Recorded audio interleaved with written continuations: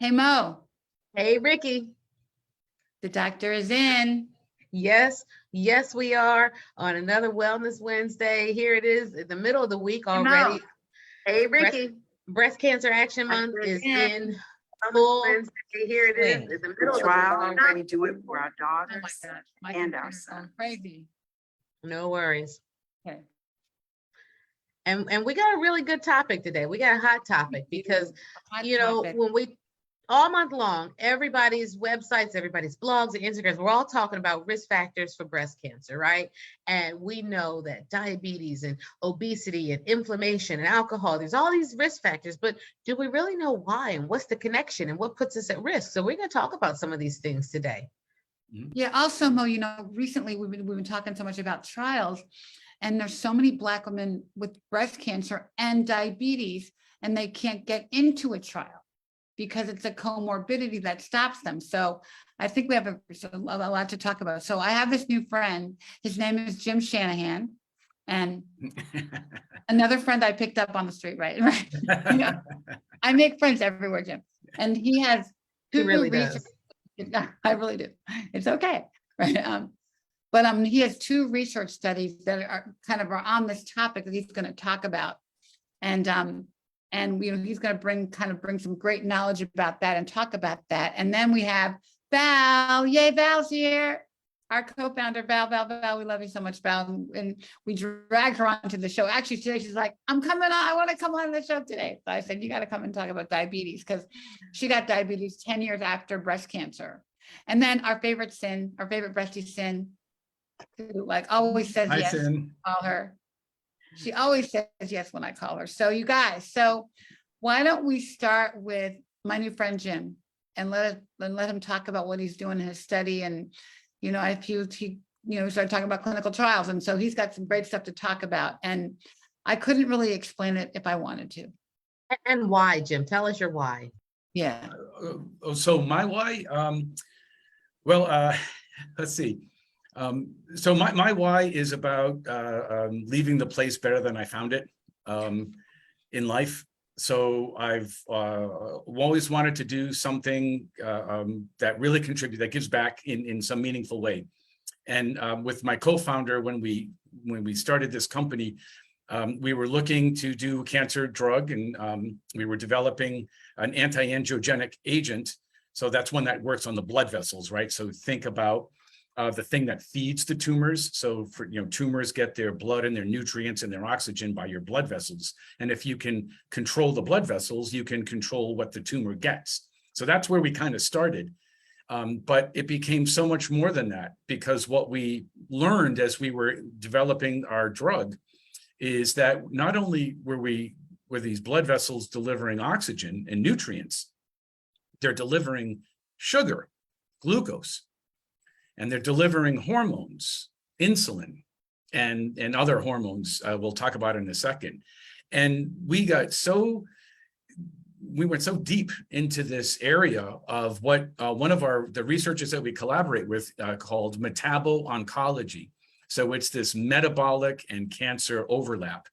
And in a very significant percent of patients, there's a tremendous amount of overlap in not only the cause or the risks for getting cancer, but once the patient develops a cancer, a breast cancer, that the background of these metabolic issues makes the cancer behave so much more aggressively.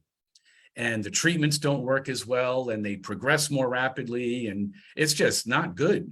So as we were talking to doctors and patients about this, it's something that the docs know and the patients know, but nobody in pharma is paying any attention, none.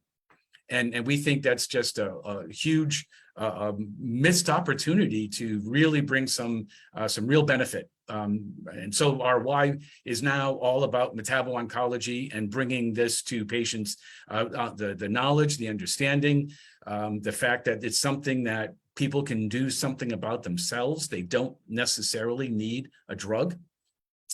That diet and exercise are things that people can take control of right away, like today, and really start to help themselves with these metabolic issues in cancer. It is painful and is I mean, who wants to go on a diet, right? You're undergoing cancer treatment, and the last thing you want to do is, oh, I can't eat that. Oh, you kidding? Oh, I can't eat that either. Oh my God. But these are things that can be controlled. Our approach is that we have a drug that's in phase 2 clinical trials in breast cancer. So we have a trial going on in the greater New York area for triple negative breast cancer. And that's for patients who specifically have these metabolic issues. So we're, unlike a lot of trials that you mentioned where they're trying to not treat those patients, we're going directly after those patients. We think we can really help on the metabolic side and on the cancer side. So that's at Memorial Sloan Kettering. If you go to the MSK website and look up triple negative breast cancer, you'll see that the study just opened. So we're looking for patients in that study. And then there's another hormone receptor positive, HER2 negative study in the second line setting. And that's after a CDK4/6 inhibitor. And that's in combination with the drug called Piqray. And Piqray is one with the PI3K or the PIK3CA gene mutation, which is fairly common. It's about 30–40% of patients have that mutation. So our drug, we're going in combination with that because we think we can give that drug a real boost in terms of efficacy, but really importantly in terms of the safety and specifically around this hyperglycemia, this high blood glucose. That's a side effect of Piqray. So our research is all about looking at this overlap between cancer and these metabolic issues coming from obesity, diabetes, and pre-diabetes, which is sort of undiagnosed diabetes. How do you know you have metabolic issues? From your labs or Dr. Yeah, Michelle? so your labs and Dr. Mo, you probably give us the rundown of that, but the easy way is if you're you can do what's called a waist to hip ratio, and if your waist is bigger than your hip, then that's a pretty good sign. Then you're probably there or close to there. There's other clues that you can see. So if you're going to the bathroom a lot, you're peeing a lot, that's probably a sign that you might have high blood sugar because your body's trying to get rid of it. There's some other signals, but Dr. Mo, how do you think? We like to throw around this term called metabolic syndrome, right? And metabolic syndrome, I know that a lot of Black women are hearing about this. A lot of the weight loss community is talking about this because people are walking around having a thing and they didn't know it was a thing. And so there's this sort of constellation of factors that helps us to determine if a person has metabolic syndrome, because the metabolic syndrome is associated with breast cancer. So insulin resistance syndrome is the same thing. Insulin is the hormone that helps your body to process sugars. So you need at least 3 factors. So you got to have the abdominal obesity or high BMI. And we probably could talk about for a whole hour why BMI might not be a good indicator of your insulin, your insulin status. But your high BMI, you got to have hypertension, high cholesterol, or some other symptoms, polycystic ovaries, things like that. And those all factor into this metabolic syndrome that says you have a higher risk for diabetes. You have a higher risk for inflammation in your blood vessels that can lead to heart disease and other vascular damage, kidney failure, things like that. So that's that pre-diabetic state. Yep. And, before we started, Sin asked a really good question. She's like, well, what's the connection between your ovaries and diabetes? Like, how does that even factor in? Jim, you have a simple sort of way to help people understand why the ovaries even comes into play with this? Well, the ovaries produce estrogen, right? It's a primary source of estrogen. But there's your fat cells produce something called aromatase. And all of these words that we're going to throw around, and apologize if we get a little wonky, and Ricky's job is to kind of reel us back down to earth. But the aromatase is an enzyme that your fat cells produce, and it turns these androgens and androgens into estrogen, and it makes it available for whatever use, and the cells use it for different things. So estrogen can be a growth factor. And if you've got too much estrogen, then you can have things growing a little bit out of control on the ovaries, too much estrogen or insulin resistance even can cause the growth of these little cysts on the ovaries. And once a month, that can become an incredibly painful experience for women.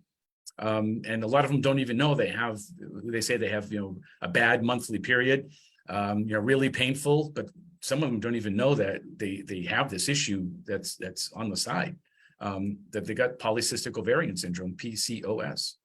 But it's related to these metabolic factors, can relate to PCOS, insulin resistance, as well as cancer.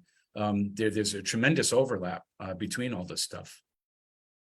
Is anybody else confused?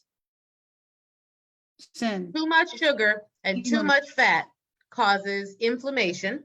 Yeah. Okay. Inflammation leads to damaged cells. Too many damaged cells leads to cancer. Let's start there. Got Too it. much sugar, too much fat, too much hormones. The hormones, particularly the androgens, the testosterone, right? The male hormones get converted to estrogen Yep. by these aromatase inhibitors. Think about them like little currency kiosks. You go out of the country and there's little kiosk exchange everywhere for your currency. Yep. Aromatase inhibitors block that. So letrozole, anastrozole, arimidex, all those the anti-breast cancer drugs block the currency exchange so that the testosterone and other hormones can't get converted into estrogen because estrogen makes stuff grow. Okay. Got it. Got it. That's The Thank side you. effect of estrogen is it slows the metabolism down. I mean, these estrogen inhibitors, right? These aromatase inhibitors, they slow the metabolism down. And so women will go into a very deep state of menopause. And so, you look at a salad and you put on 5 pounds. This is a problem with all women on these aromatase inhibitors. They gain weight. And if they gain too much weight, then the risk for their cancers coming back is increased because the weight gain, as Dr. Mo was just describing, leads to this cascade of events. So it's inflammation. Inflammation leads to insulin resistance. Insulin is a growth hormone. You're stimulating the tumor cells because even though you might be cancer-free, you're not 100% cancer-free. Nobody is. I mean, everybody has little cancers in them right now. Everybody. Right. They call them microtumors, but they're small and your immune system keeps them at bay. What the problem is with obesity and inflammation and hyperinsulinemia, too much insulin, that it wakes them up, and that's why a lot of women get recurrence. So the aromatase inhibitors slow the metabolism down. That leads to weight gain. That leads to inflammation. That leads to insulin resistance, which can lead to the recurrence of the disease. And so that's why they say you have to maintain a healthy weight. And that's a challenge. So Sin, how many years was it between when your cancer came back? I got my first cancer, DCIS, in 2008. And then I got triple negative in 2016. That was 8 years later. And when did you get diabetes? I got diabetes in 2007. And I had gained I was over 300 pounds. I was over 300 pounds. And I went to Weight Watchers. And I lost 50 pounds for my 50th birthday. Yeah, congratulations. Thank you. So I mean, this whole weight thing is a battle for me, and it's genetic with me. Diabetes runs in my family. My sister is a juvenile diabetic, and my other siblings and I, type 2 diabetics. My little granddaughter, she just got diagnosed as a juvenile diabetic. Oh, wow. Right during COVID.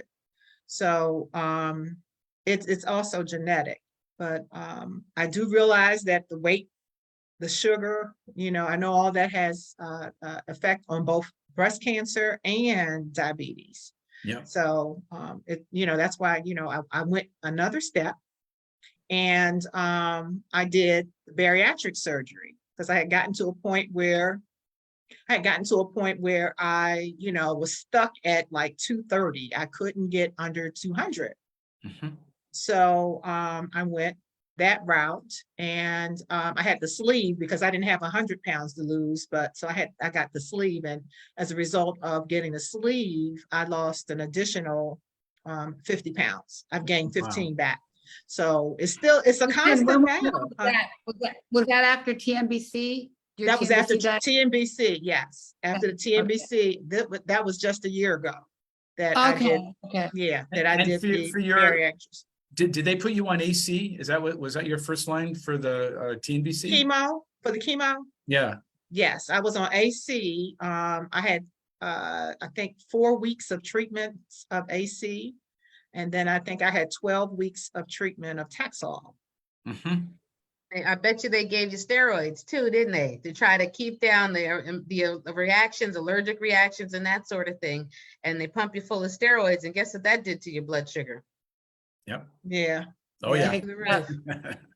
yeah. Right. So That's why people say they gain weight from the steroids, right? Yeah. Yeah. that's what I told them. They gave me the fat chemo. I told my doctor, I was like, I said, a lot of people I know, they get on chemo and they lose weight. I said, you all put me on the fat chemo. And he was like, Cynthia, we don't really care what you eat right now. We rather you eat, we rather, than not to eat right now. We'll deal with that later. Right now, we're fighting the cancer. So, but yeah, I was like, you put me on the fat chemo. So doctors work, there's so much going on with medicine right now, and doctors are really having a hard time keeping up with all of it because it's too much, it's too fast, the changes, the advances, it's so much and it's so fast. But saying they don't care what you eat is not good advice. No. It matters. Well, It matters. I know he I didn't know like you're go to paraphrasing, anything, but but- yeah. Eat good food and get good rest. And then we define what good Yeah. food is, because what Right. you eat certainly matters. And it never mattered more than when you get cancer, because Absolutely. the foods are going to help you to fight that cancer and help you to maintain a stable blood sugar and help you have more energy. You Yeah. know, and I get it But- when you're nauseous and all you can hold down is a milkshake. I get it. I'm not judging at all, but Yeah.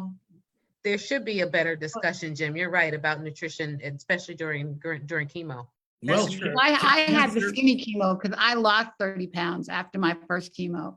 And my You're doctor about the said, only one, because I tell my patients, Do this is whatever not you the want. chemo that makes you lose weight. Right. Well, I don't know. I did TAC and I couldn't hold anything down.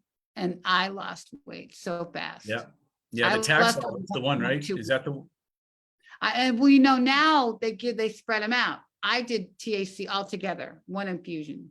oh, wow. Yeah, back then, 11 years ago, that's, they gave it all to you at once. Now it's like, That's a heavy hitter, Ricky. Boy, oh Yeah. boy, that's a lot. Yeah. Yeah. I got C. diff on my first chemo. Oh, And then they had to dial back the dose. It was nasty, but I lost 30 pounds in like 2 weeks. And they did say, eat whatever you want, eat ice cream every day, eat Hershey bars, doesn't matter. My doctor actually gave me a prescription to eat chocolate every day at 2:00, dark chocolate. or dark chocolate's good. I was gonna say that one's not a bad one, but yeah, boy. It's the That's- sugar. So cancer loves sugar. So Yeah. when you go in for the PET scans, Yeah, that's They what they're give you- looking for. yeah, Yeah. well, they give you this contrast agent. Well, the contrast agent is a sugar molecule that they tag with a fluorescent molecule. But it's sugar because they know that your tumors are going to eat that sugar up. And then the fluorescent molecule is something that they can then image. So they know that cancers love sugar, and yet they tell people to go out and eat sugar. It's Well, not what you want to be doing. Don't get To be Val clear, started over every here. cell runs on some degree of glucose, right? Except for probably, the brain that runs on fat, which is why the keto diets and things, everybody's on these keto diets because we can actually use fat to burn too. Yep. We can burn our fat, but it takes a lot more effort to get our bodies to burn fat when they would prefer to burn sugar. Yep. But yeah, you're right. And so you have to balance it out though, because the sugar you get from things like your fruits, you may want to try to get more of that into your diet so that you can also get the antioxidant properties of those fruits and some other things. And so Right. I tell my patients, if you're going to have sugar, I'm not saying you can't, but try to get it from your whole foods, get it from your fruits rather than drinking a Coca-Cola or getting it from a milkshake, because our bodies are designed to run on glucose, but too much at a time when you got cancer, you're right, Jim, is not a good idea at all. Yeah. Well, and Don't with get the Val fruit- started. Val's gonna going say, crazy down there. with the fruit, you know, eat the fruit, don't drink the juice, because you know, Right. fruit juice is one, they put sugar in it, they add sugar to it, and it's the Right, mostly fiber sugar. in the fruit itself slows down the absorption of that sugar. So and then it helps your gut likes the fiber too. So the bacteria in your gut are going to eat the fiber while slowing down the absorption of the sugar. So eat the fruit, skip the juice. Yeah. Is one of the rules that nutrition people who know this stuff have taught us. Right. But I think the problem is that when you're a patient and you hear you have a diagnosis, and I think for most patients, we don't take like ownership, like we give it all to our providers, that they have all the answers and that we just sit back and take the, you know, whatever the chemotherapy is. But I think if someone would talk about what you guys are saying right now, so we're giving the chemo, but your part to your healing is to minimize your sugars and also to exercise. So you guys have a wonderful exercise physiologist there. James, I think his name is Lee Jones. And he's done so many incredible articles about exercise in cancer patients. And some of his studies even suggest that maybe the exercise did as much good as the chemotherapy did. Absolutely. But we don't have these conversations, you know, at our first, second, third, fourth appointment, not even at the end of treatment. No one tells us, well, this is what you need to do, you know, to contribute to your health care. And Val, I'm really glad you brought that up, because Dr. Jones, and there's another doctor, her name is Katie Schmidt. So Dr. Schmitz is over at, she's at Penn State, and she does something very similar. So her and Dr. Jones's research is all around resistance training, not just like aerobic, but this is resistance. This is weight training to increase your muscles. And the more muscle mass, the more it's going to soak up that sugar, and it also helps with chemo. So one of the experiments that they did, this is a clinical trial that they ran with women who with breast cancer who did weightlifting, weight training. I mean, it's not Arnold Schwarzenegger, right? We're not talking, we're talking RBG kind of stuff, right? You know, light weights, building up some muscle mass. But they showed that they tolerated their chemo much better. They could take higher doses. They had fewer side effects. They slept better. Their appetite was stronger, and they did much better on the clinical outcome side. Wow. So just better, just by doing some physical exercise. And you know what you said, Jim, that's really important. You said, you know, this is, it's RBG. It's not you're going to do kettlebells and to do the boot camp, right? Because we always think when we hear exercise that somebody's saying, go out and do boot camp and go run the Rocky Steps. And this is not that. This is chair yoga and stretching. This is water bottles and, you know, shoulder movements. It's getting a little out of breath with the dance party, with the touch team, you know, it's not major stuff. It's doable is what I'm trying to say. This is doable exercise. So I love that. And Val, you're right. You know, we don't talk enough about the nutrition as a part of the plan. It's sort of after the fact, or the patient has to ask about it, or we'll say, okay, just go eat some good food and here's a list of foods that you maybe want to avoid.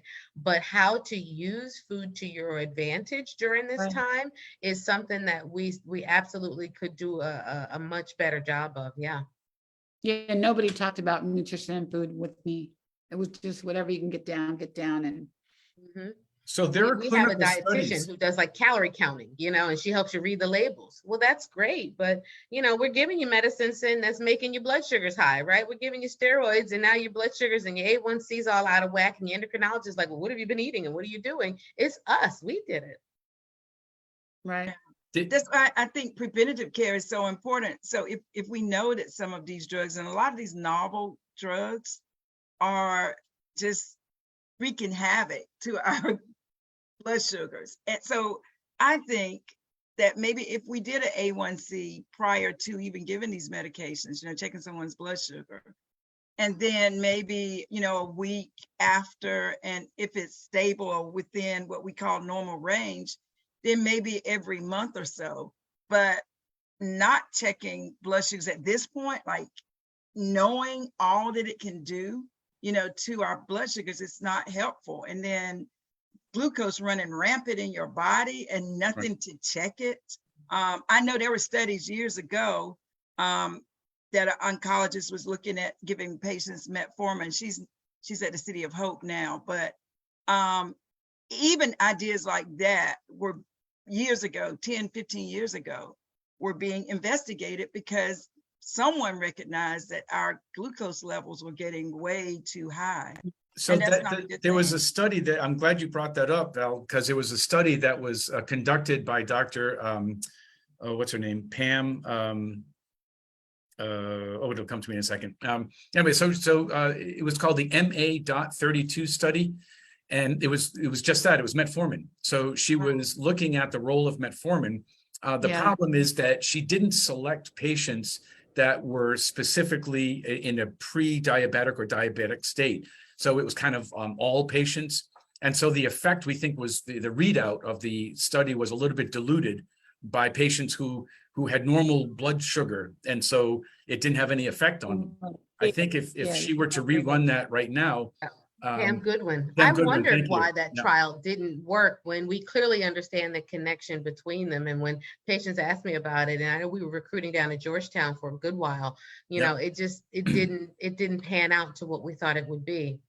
Yeah, there were some indications that looked like they were moving some of these parameters in patients that were had baseline issues, either hyperinsulinemia or the hyperglycemic at baseline. But there were so many patients that didn't, and we think that diluted that down. There's another study going on called the Be Well study, and that's up here in Boston, and that is with what's her name? Jennifer Dana Farber. Ligabell. Yeah. Jennifer Ligabell at Dana-Farber. And that's a diet and intervention study. So if anyone's interested in that, it's the BWEL study. And I think they're still recruiting for that. I think I they're didn't recruiting all think over Be the Well was country. still accruing because we looked at having it at our institution, but it's certainly worth looking into because it is an exercise trial, and it's like, checking in with either a patient portal and a questionnaire or a direct phone call to see Right. which of them help to motivate you, which helps with weight loss, which helps keep patients on track. And it's another great example of the clinical trials that aren't drug trials, because if people hear clinical trial, they think guinea pig, they think drug trial. But I was just going to say that, Jim, the exercise trial, the metformin trial, there's some good stuff, Yeah. Yeah. I just did one. I just did an exercise trial at Georgetown. And it was exercise and eating. I did it like in the spring.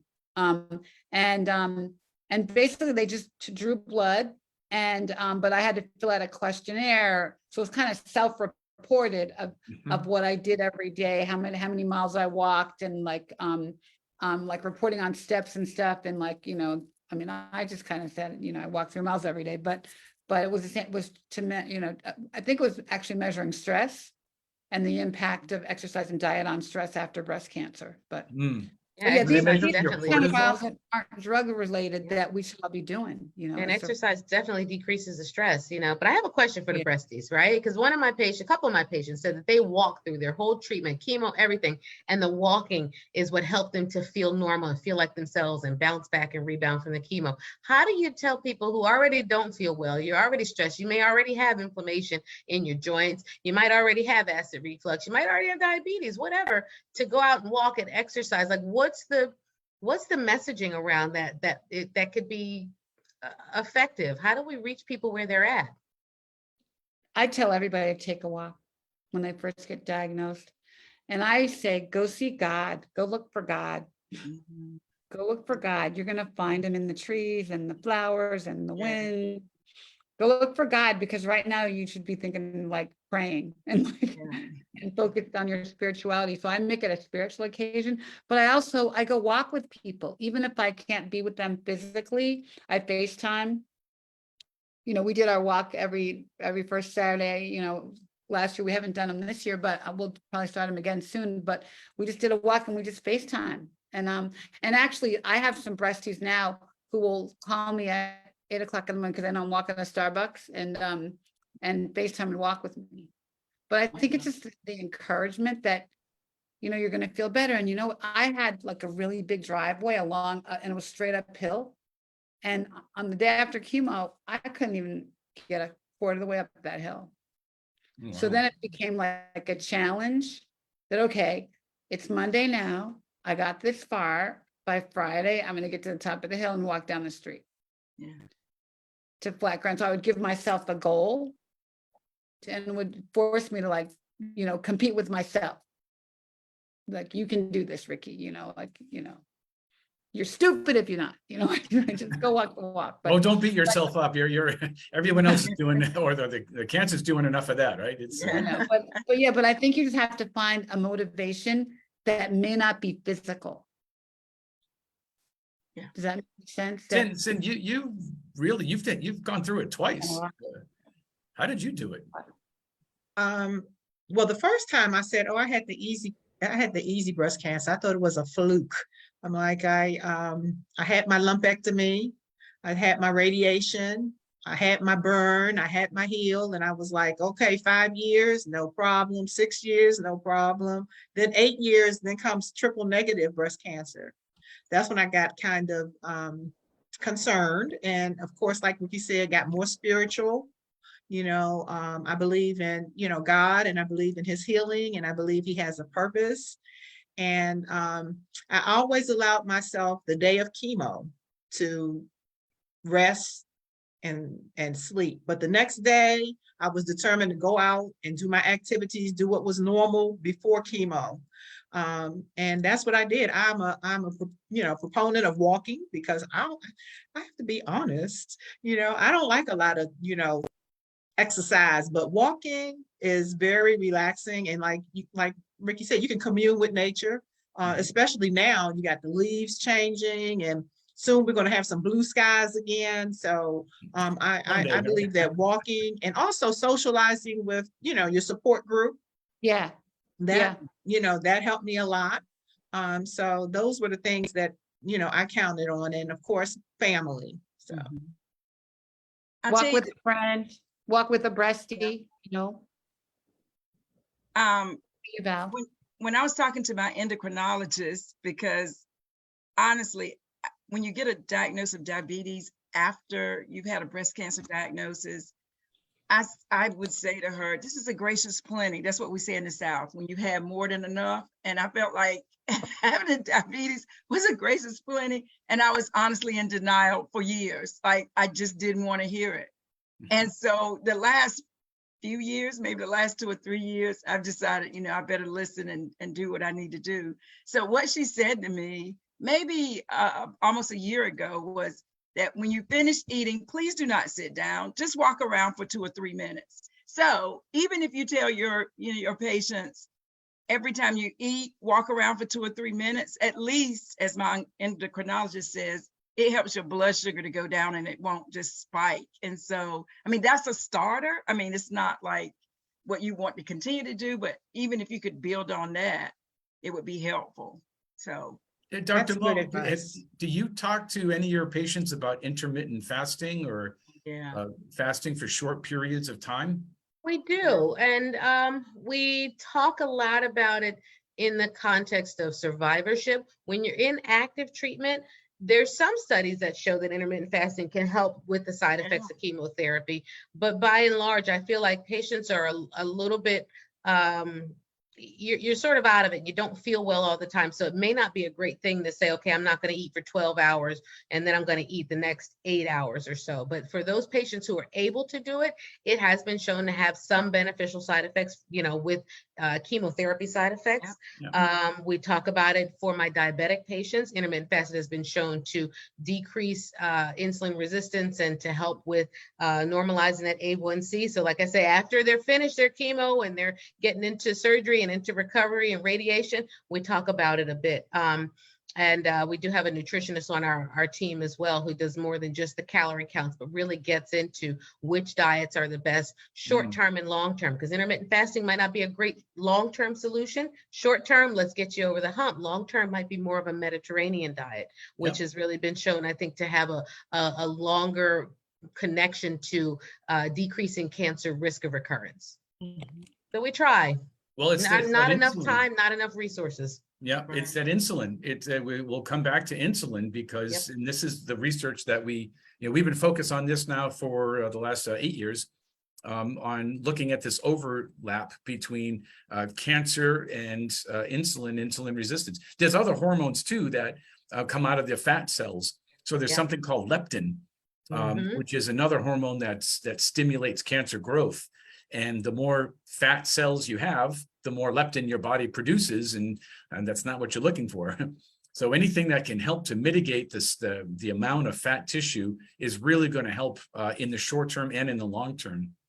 But on that insulin side, more and more our clinical studies are looking at insulin and insulin resistance, and there's people using the ketogenic diet in breast cancer studies in order to see if they can improve insulin resistance. And so we have a drug intervention that improves insulin resistance and rather quickly. And that's the second study that we're doing. It's called the Amelia-1 study. So we just opened our first site, and that's in Toledo, Ohio. But we've got sites coming online for that study, and that's HR positive, HER2 negative with the PIK3CA mutation. So that's the sites we have coming on are Nashville. We're looking at Miami, Cedars over in California, out in Los Angeles. There's another one outside, just south of Los Angeles. A site that it looks like they're going to come on. I won't mention them yet because they haven't officially signed up, but it looks good. And we're looking specifically at breast cancer, women with breast cancer that are insulin resistant. We're specifically targeting this pre-diabetic population or well-controlled diabetes. Okay. Would I be a so candidate? Jim, Would I be a Mhm. candidate for that study, Jim? The triple negative breast cancer, I think you might be with TNBC. That's the one over at Memorial Sloan Kettering in and around New York City. So there are 6 sites in greater New York. You might be a candidate for that one. But she lives in Maryland. But could she, I mean, we could talk about how often she would have to go, but go back for a second so we could break it down for the people like me. So they need more help. So basically, can you just explain what the criteria are? Like if you're insulin resistant and you have this kind of breast cancer, and then the cities are boom, boom, boom. And then we'll make a Facebook post about that. Okay, And then you can email it to me later. what I sure, should sure. put on Facebook post, and then we'll put that on our site. Yep. On our page. So we did a website for it. So if you go to amelia1.com, it explains it. And we have the first site open, that's Toledo. But the criteria is the patient is insulin resistant, that they've got HR positive, HER2 negative. It's the second line treatment. So in their first line, they would have had the CDK4/6, which is, I think, pretty standard now, right? So they progress through CDK4/6. Now they are looking at the second line with the PIK3CA gene mutation. So Piqray is what they would typically get. But if they have insulin resistance, then their risk for getting that really serious high blood glucose is very, very high. They're at high risk for it. And so we think that we can control that. We think that our drug can control that and improve the clinical outcome. So it's kind of a twofer, and that's what we're testing. So Jim, Good. are they on Piqray or they have been on it? And They're about to go on it. okay, So someone who's in line to go on Piqray. So rather than just go on it by themselves, they'd go on it, but in our study. And then they'd go on, in our drug would be added on top of Piqray. got you. Because the Piqray in and of itself will cause some type of insulin resistance, is my understanding. Oh, yeah. Have that potential. Oh, yeah. Pretty, really, pretty serious. That's to me, it's just the craziest things that we really need these medications, but then they're causing this insulin resistance. Right. Well, and what we need, so you know that Black women are grossly underrepresented in clinical studies. Right. We really need to have more participation We really, really do. We really are looking to have Black women join in the clinical studies. Right now, it's 90-something% of white women, Asian, Hispanic, but white women are overrepresented in the clinical studies. We need to balance that out. Absolutely. There it is. Yeah. And especially when you think about diabetes, how it impacts, African Americans Yeah. anyway. And so Yeah. we need to be represented. Absolutely. Absolutely. Yeah. Yeah, we really need to. I think that when I looked at the data, 1 in 4 Black women over 50 will get diabetes, right? 1 in 8 will get breast cancer, right? So there's going to be an intersection there somewhere, Yep. And my latest kind of argument to encourage people to get trials is, who wants an iPhone 14? Who wants a Tesla? Love it. Who I wants love to it. do that with the M1 chip? Like, you're buying all this technology, you're buying all this science. Buy some science for your body, especially if you're sick. Yeah. Like, in so many cases, Yeah. doing a trial is the best care you can get. And the Oh, best, yeah. as a Black woman, it's the best care you can get. Because if you just went on chemo today and started your chemo regimen and were Piqray or whatever, you're not going to get a scan for 3 months. So you're not going to know for 3 months whether that treatment is working for you. If you go into a trial, you're going to get a scan in a month, maybe sooner. And you're 2 gonna months. So you'll get a baseline, and then every 2 months, typically get a scan. every Yeah. 2 months. Yep. You'll get more scans, and you'll have more people checking you out and looking for you and looking at your scan number, like looking at all your numbers, Yep. and help you cope with dealing with the disease, both the cancer and the diabetes. You have a bigger support system. Yep. So it's really the best care you can get, Oh, you'll be paid very, very close attention to. Yeah. And your And side effects are recorded. I mean, Yes. and so it helps other Mhm. people. See, once this trial is closed and we're on this medication and we have these side effects, I mean, they don't have to record it and report it. And so, I mean, just because you're not on the trial doesn't mean you're not on a trial. That's what I always say, because Ooh-wee. there's not Say enough that again, evidence. Val. I don't think they Yeah, caught it the just first because time. you're not on the trial doesn't mean you're not on the trial. They closed the trial. Right. But still, if it's not enough of us represented, we can have side effects that Right. aren't even reported because we weren't officially on the trial. So, I mean, I think you need to make a decision. Are you going to officially be on the trial or unofficially? Because one way or the other, you're going to be on the trial. I know, Yes. every time we put chemo in your body, it's a trial for your body, because there's so many times that we don't know, we don't have data on Black women. So we are the data, we're living it every day, and and we all go into the chemo praying that it's going to work for us, but it's a test, right? So Yeah. it's no different for regular chemo versus a trial from my perspective, because you are on a trial.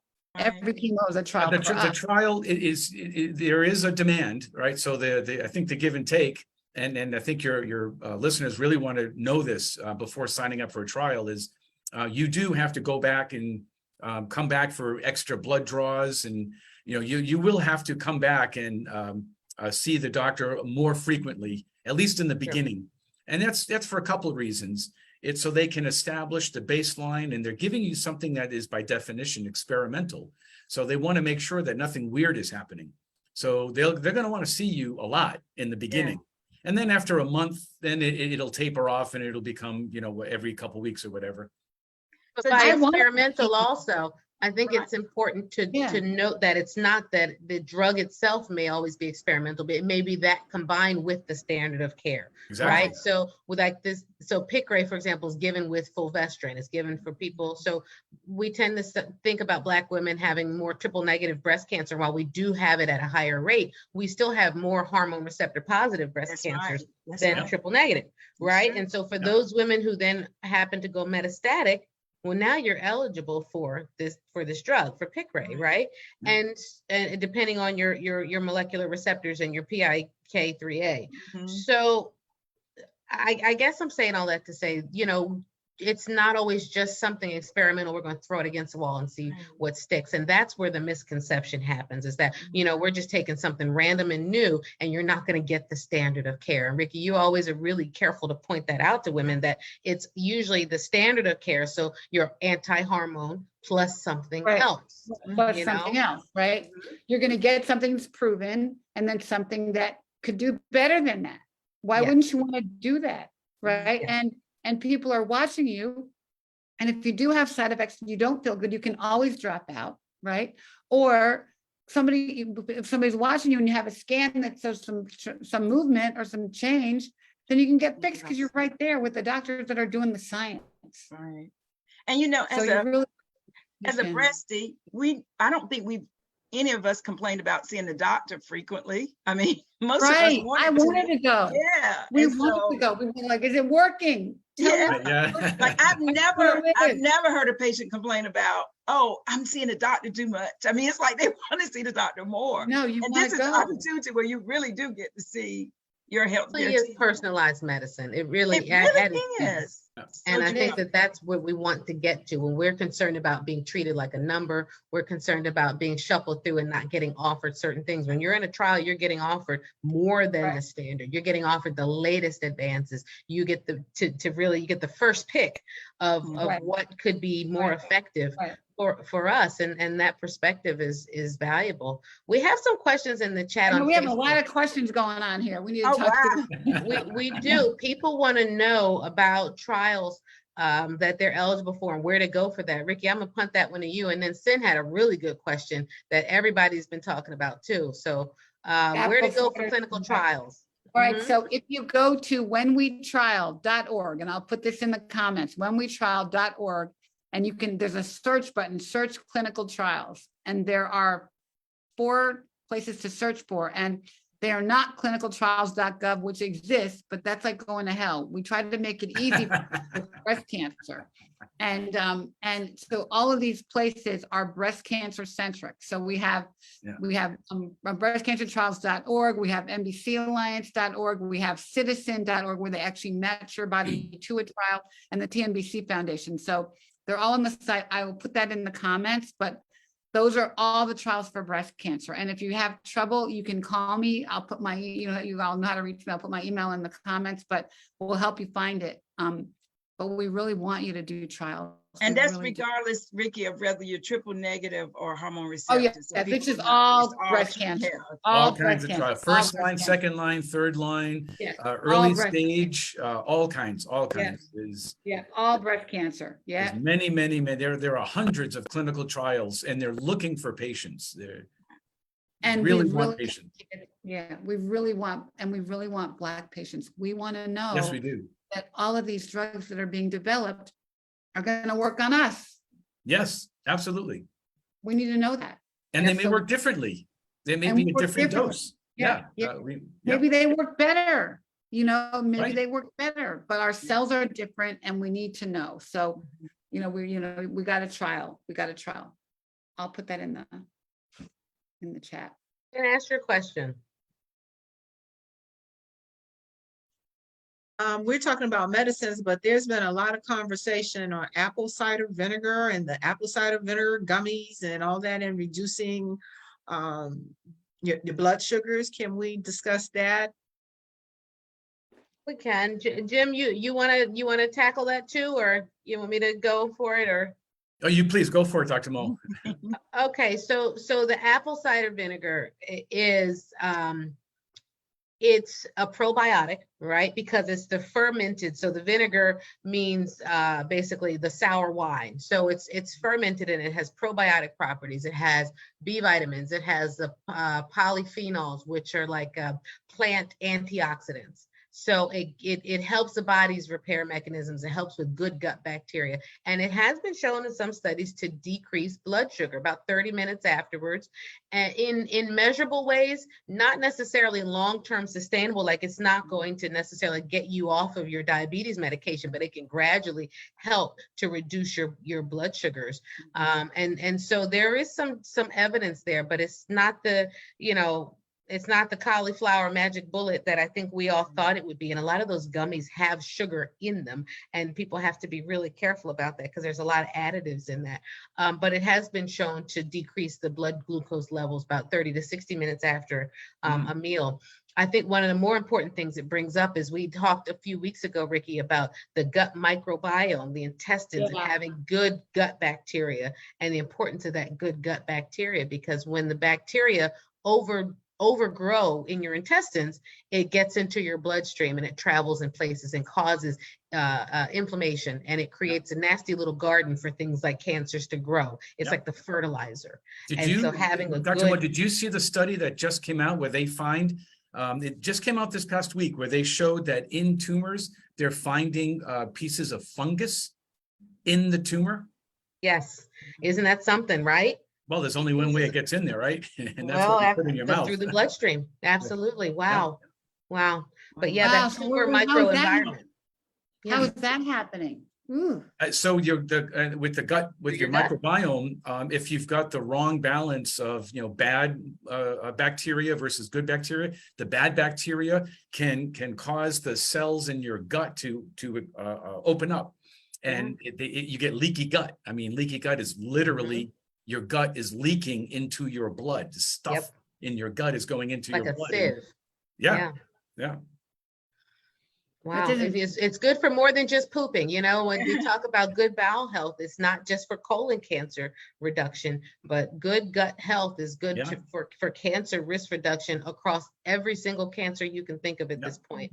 Yeah. We have found that not only the gut's microbiome, but the tumor environment itself, what's happening in the breast tissue around a tumor. All that stuff relates to the food that we eat and the bacteria in our intestines. And so it's a really interesting topic of discussion. And another reason why nutrition is so important, whether it's apple cider vinegar, whether it's your broccoli, and what somebody asked about cinnamon in the chat, the foods that you eat, they go someplace and it matters. So, just on that point, so I had, what plantar fasciitis is? It's when the tendon that connects your heel to the ball of your foot kind of gets inflamed, and it hurts when you walk, when you flex your foot. It's pretty common. Lots of people get it, I guess. So I had that a couple months ago, and somebody recommended that I take turmeric, just the herb. And so they recommended a specific brand, and I tried it, and within 2 days, the inflammation went way down. And, this is just another evidence that some of these things can help. It's not the be all and end all, but they can certainly help. And it should be My encouraged by fiance your doctor. My fiance, that's such a strange word for me, but but he eats turmeric every day. He thinks turmeric and ginger solve everything. I take Yeah. turmeric every day. I take turmeric every day as well. Once I was diagnosed with triple negative, and I went to I guess it's a non-traditional herbal doctor. He gave me a lot of herbs that I should be doing, and I just couldn't keep up with all of the herbs, but I do take the turmeric every day. I do Yeah. take the turmeric. Yeah, wow. Yeah, and it does help, like that's why I say your doctor should be talking to you and partnering with you, or at least refer you to reliable sources for information instead of just saying, oh, that doesn't really exist. That's not a real thing. We know it is. We know nutrition and oncology go together. And any doctor who just discounts that, you're going to want to think twice about, because just because we don't know about it doesn't mean it isn't real. Right. Well, Val has her bag of tricks. Oh, yeah, I do. But I'll be honest. So, I'm a nurse of 40 years, but when I complete like what medications that I'm taking, they're only the prescribed ones. So I don't talk about all the other 10 plus that I'm taking, because I don't feel comfortable saying to, my provider, my primary doctor, the reasons why I'm taking them. I mean, I don't think that they've made that a comfortable space, Mo, of conversation. And it's a shame, because I can tell sometimes when a patient's on anti-inflammatories and turmeric and garlic or other things like high dose supplements, because they bleed in surgery. And then I'll ask them in the pack, I'll say, you taking supplements that you didn't tell me about? Because I want to know everything. They say, oh yeah, I am taking turmeric capsules and I am doing X, Y, Z. It would be so much of a better conversation if we could make patients feel comfortable enough to disclose that, because it's not your fault you didn't disclose it. It's my fault for not making you feel comfortable enough to share it, right? Yep. Absolutely. And as a navigator, my patients will say to the docs, can I juice? Can I do this? Oh, that stuff doesn't work, and so then they're discouraged and they don't feel as if that's a safe place for them to even ask questions. Well, we were saying before about eat the fruit, not the juice. Careful with juicing. If you're doing a lot of juicing with a lot of sweet stuff, you're not helping a whole lot. You're putting a lot of sugar into your body. Right, but I think the carrot part is, the carrot part, like people that have carrot and apple, that's pretty much the safe parts. And then you add the green vegetables to it. But again, if people don't know like the right parts to put together, which they're going to their primary doctor or oncologist to ask, and you just say no, then they're just gonna drink it at will and not know what to take. And so that's the sad thing. People are going home and closing their curtains and then they're making their own concoctions, when they can get assistance at places where they have skilled people that can assist them. So we have to do something to make this still, a partnership, because it really is. To say the onus is all on oncologists to heal us, I mean, I think that's too much to put on anyone. But if we say this is a partnership, and you as a patient do this piece, and we'll do this, and then it's just a coming together of minds so that the patient and family take some ownership. I just haven't seen that happen much. And I hope that'll happen. You just said something important too, the family. It's not just the person who's receiving treatment, but it's the people around them that have to be supporting and not encouraging bad behavior. So it's like, oh, have another piece of cake. Right? Yeah. No. Right. We bring comfort food, mashed potatoes, and macaroni and cheese. We bring all this stuff that maybe we shouldn't be eating at a time when we're trying to change our diets and decrease inflammation. Val, I love what you said though. Fried chicken and mac and cheese when I was sick, man. That's what everybody brought. That was your go-to? That's right. That's what everybody brought me, fried chicken and mac and cheese. Yeah. That's what we do. That's our go-to comfort food, and we want to comfort you. Food is love and comfort, right? It is love. Yeah. Yeah. Well, and that's the problem. So, there's something that we talk a lot about is when we're talking to different groups and the patient advocacy groups and even inside with their company, we're talking about food and how food is so important. It's cultural. It's love. It's the way people show affection. It's the way we get together, and what we do when we get together, we eat, right? And people bring brownies and cookies and breads and things that are delicious and things that if you're trying to control your cancer, it's not what you want to be eating. No. And I think patients have to keep in mind that it's all of it working together. As we say in church, it all works together, right, for the good. It's not just the food, because if you are maybe not eating that much or eating healthy, but you're depressed and you're not sleeping and you're anxious and you're not, everything has to sort of work together to get the body to work together again to help you to fight cancer. And so we can't judge ourselves. If you eat that fried chicken, you have that milkshake, maybe then you go walking, you do a little extra dance party. You got to balance it out, commit to better sleep. It's a lifestyle change that I think that we don't emphasize enough, Val, either. It's like, okay, well, I ate all these foods. Yeah, but you're harboring anger and you're not sleeping and you got inflammation in your joints and, you sit on your couch all day. So how do we have to really, I think, teach that balanced approach. And Dr. Mo, and it's not a big change. You don't have to do a 180-degree change. You're not going to, run the marathon starting tomorrow. Small changes, 1 or 2 changes, the walk after you eat, take a 5 or 10 minute walk after you eat, even if it's down the end of the block and back, right? Yeah, absolutely. And I think that's the take home from this show too, is that, when we talk about hormones, diabetes, insulin resistance, all of it all reflects the lifestyle change that we need to make. If you didn't understand anything we said about androgens and hormones and PIK3A and any of that stuff, changing your lifestyle can change your life. And A if you small don't need a change. prescription, you Right. don't need a prescription for it, but Dr. Mo will write a prescription for you to exercise. You better believe it. I'll join you And, in and it. That's reduce right. stress. You know, if you need Yeah. that to help you get motivated. Yeah. Yeah. Yeah, I make a Yeah. pact. I make a pinky swear with my patients, and we hold each other accountable. You know, I say, okay, how you doing with yours, and how I'm doing with mine. My Peloton's hanging my dry cleaner right now. I In 6 know, but- months, I want you to ask me That's how right. I'm doing and what I'm doing, and then I'm gonna ask you, and let's revisit this and see where we are. Right? Accountability. I buddies. love We can do that. for I each love other. yeah. Yep, and if anybody wants to walk with me, I walk somewhere between 7 and 9 in the morning, pretty much every morning. Just text me, call me, email me, and we can Oh, FaceTime and walk, you know, Dance. and I'll dance anytime. You know that. I'll dance. But I think we all, a part of it is we all have to help each other out. And also, you know, but Sin and Val, you know, when you're sick and you like, and you're nauseous and you're tired, you really don't feel like doing anything. It's hard to, sometimes it's just hard to get out of the bed and like so we know you don't feel well all the time. And I think that when you do get up and you do try to do something different and you do try to eat differently, you do try to cook a different meal, it's motivation to do something Mhm. to get your mind off the cancer. Yeah. You know? Yes. And maybe look at it, take it out of the box of food and whatever, or just, you know, just think about something else for 5 minutes or 10 minutes or 30 minutes. And stop thinking about the cancer. It's just another thing to do.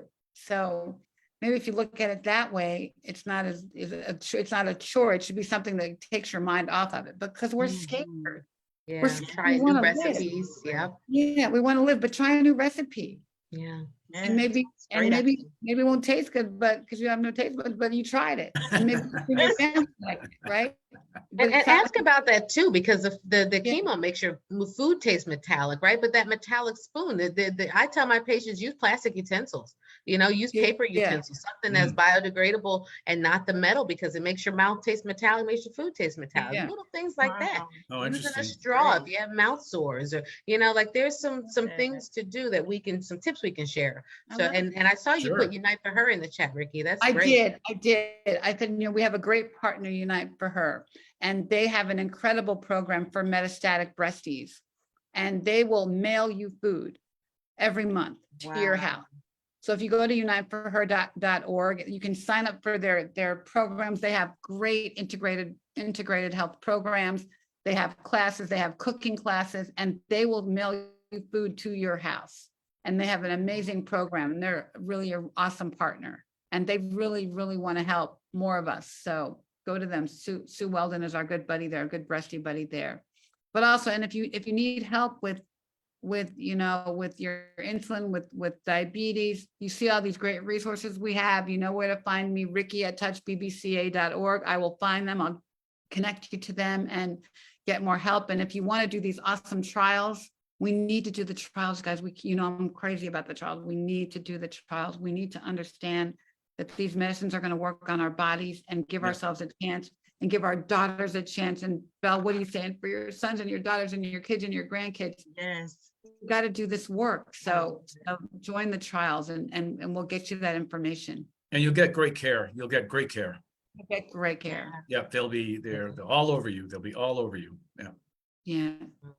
This Can't has ask been for great. more. Well, I mean, tip of the iceberg on the types of discussions we need to have about this and how to change our lives. And Jim, thank you so much for Thank you. sharing this information about the trials. We'll put it in the chat where people can find and reach Well, thanks. you and reach, you know, I get more did. Yes, information. Well, you because were we so partner- generous to invite me into your group. Thank you so much for allowing me in and letting me share a little bit about what we know and the research that we're doing. And it was very gracious. Thank you. No problem. We want to know more. We want to do more. We want to get more information to our breasties and give them life. You know, we're just trying to keep people alive. And Dan and Valerie, what do you guys, any last minute thoughts? yeah. Can I put a plug in for my daughter, my Oh granddaughter? yeah. What does she My, have? this is my granddaughter Nina's journey. What is diabetes? Oh, Written by my daughter and co-written by my granddaughter. I can't get this right, but anyway, it's called How did they Nina's get it? Journey, How and did it's they on get it? Amazon.